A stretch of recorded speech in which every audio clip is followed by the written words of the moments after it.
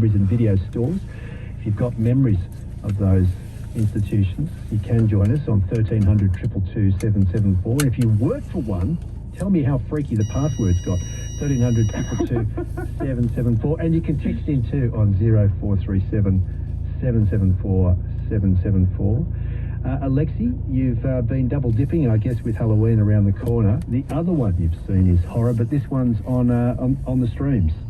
Yeah, this one is available on video on demand on a bunch of different services, but in particular I would shout out Shudder, which is a specifically horror streaming service, and they've got great originals on there, as well as I think the greatest horror library available online without question. This is a film called In a Violent Nature. It's by the directorial debut of an American filmmaker called Chris Nash, and it's kind of an experiment in horror. So this is one for, I think, anyone out there that has had one of those lifelong fascinations with slasher films. Maybe you grew up in the 1980s when that was what was happening in that period of horror. This is kind of almost an art house take or an art house experiment in that space.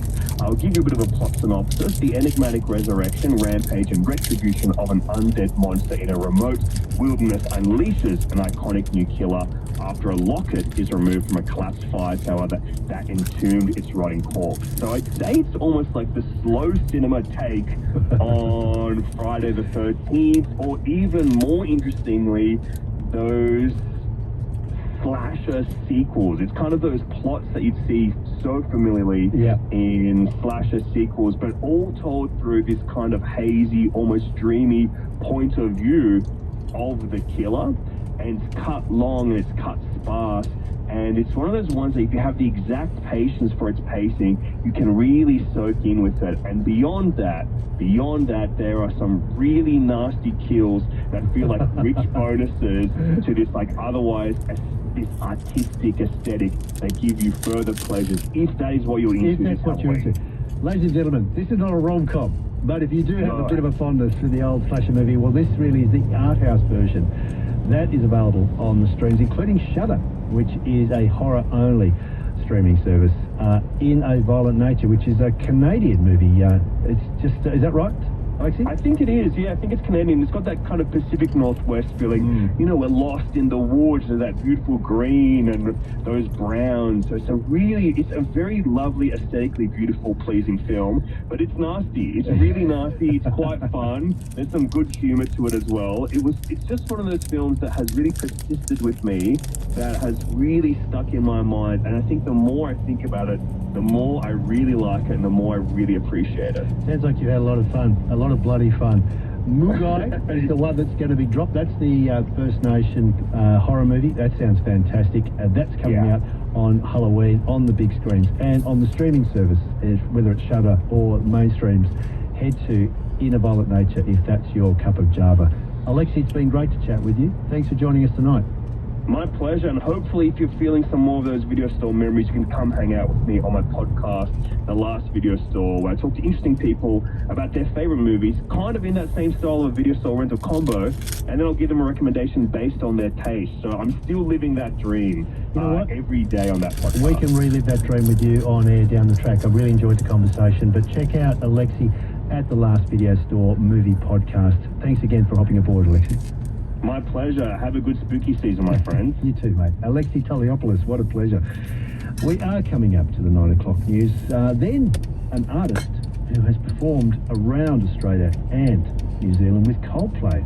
He was handpicked as being the support act. Yes, the curtain raiser of Coldplay, and there's a reason why. His story is astonishing, and his voice and his work, celestial. Emmanuel Kelly, who was the X Factor phenomenon a couple of years ago, will be joining us after the news. And so too will Meg Washington, along with Eliza Hulls, who are the great indie singers-songwriters from Australia. So you are in for a little bit of a musical treat with some very strong stories. What's Meg been up to? Well, imagine the Paul Kelly song, How to Make Gravy, being turned into a film. And you won't have to imagine too much longer, because in a little while, that's coming out again on streaming at December 1. We'll find out a lot more about that. But speaking about iconic songs, I reckon there might be a movie in this. It's Cold Chisel, it's Cheap Wine.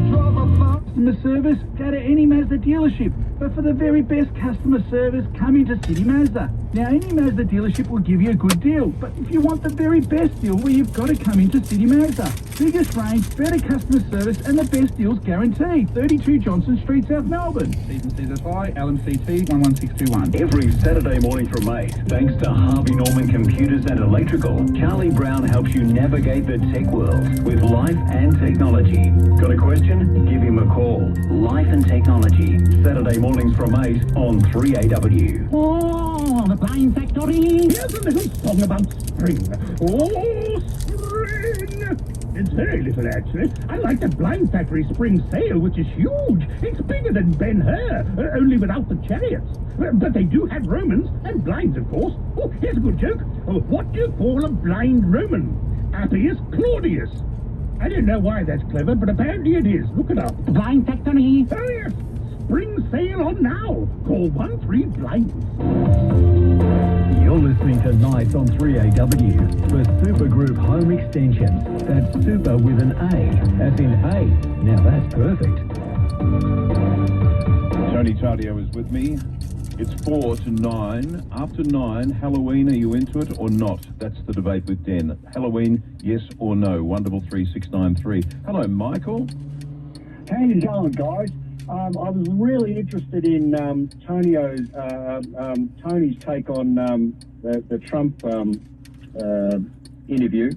I don't know if you guys have ever done it, but have you guys ever witnessed a 3-hour interview? No. 3 hours. That's what Trump just did. He did a 3-hour interview with Joe Rogan. Yeah. And he amassed a staggering 17 million YouTube views in 24 hours. Yep. The 3-hour sit-down covered a wide range of topics, right, from just about everything. That guy is so smart, he can talk to a highly prepared interviewer, the largest podcaster on the planet, for 3 hours, and then after that interview, he went off to one of his rallies, God knows how many people he had there, and then he talked for another hour and a half. Most of it off the cuff. I don't know how he does it. And it's an extraordinary talent. And yes, meanwhile, Kamala Harris, as far as I can tell, has never done a hostile sit-down interview with anyone. And Joe Biden is obviously, bereft of anything going on upstairs. He's obviously dementia-ridden.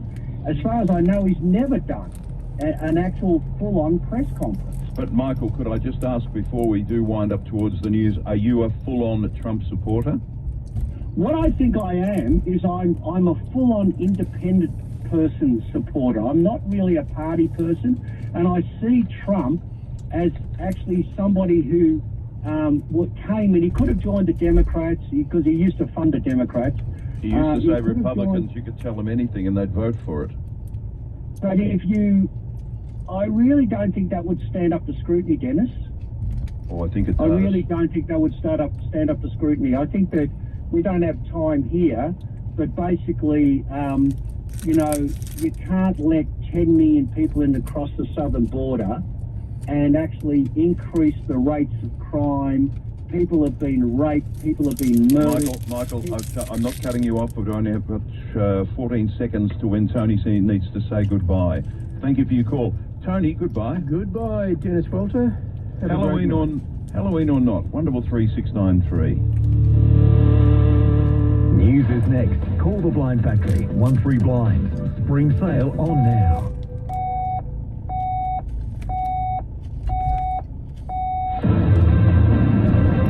Melbourne, 3AW 693. 13 degrees in Melbourne, partly cloudy tomorrow, a top of 19. It's 9 o'clock. Good evening, I'm Eddie Summerfield. Attorney General Jacqueline Symes will be speaking to the courts about reports magistrates are being taught how to avoid deporting violent migrant criminals. Magistrates have received training on how to avoid imposing sentences that would result in migrant criminals like drug dealers and pedophiles being deported. Premier Jacinta Allen says she's raised her concerns with the Attorney General. I'll leave those conversations to be had between the attorney and the courts, acknowledging that the courts run this training. They are independent. They are an independent arm in this state. I'll not be running a public commentary other than to say this report has raised some concerns and the attorney will be discussing that with the court. Meantime, the Premier maintains Victoria is a great place to live, work and invest. Despite Victoria dropping to fourth in the latest State of the States report, here's Stephanie Wacklewick. Declining house prices, low wages growth and weak household spending have pushed Victoria down one place to fourth in the quarterly rankings by CommSec. The Premier Jacinta Allen maintains Victoria still has a strong economy. Great place to live, a great place to work, a great place for businesses to invest.